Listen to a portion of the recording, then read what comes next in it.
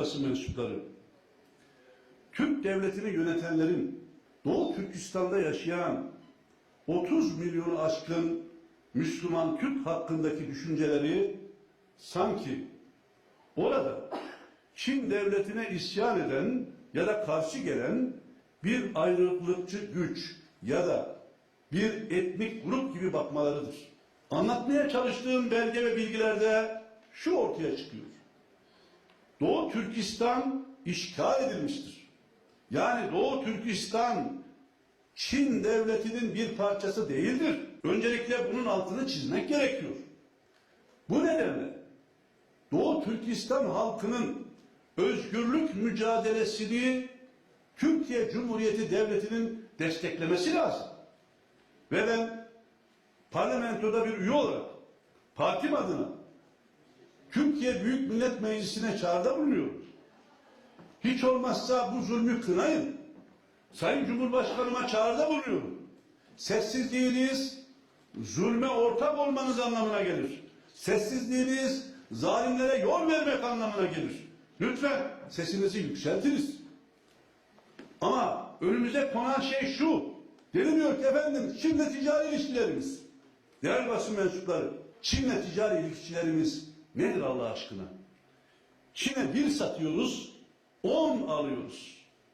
Yani Çin'le dış ticaret açığımız hiçbir ülkede olmadığı kadar ayan ve beyan ortada. Anlamadığımız şey şu.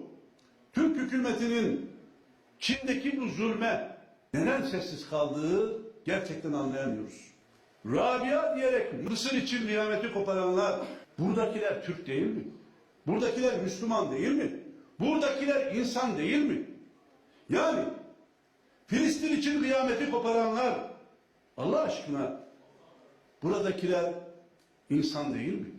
Yani Türk hükümetinin, Sayın Cumhurbaşkanı'nın tavır ve tepki koyması için mazlum olanlar Arap mı olması lazım?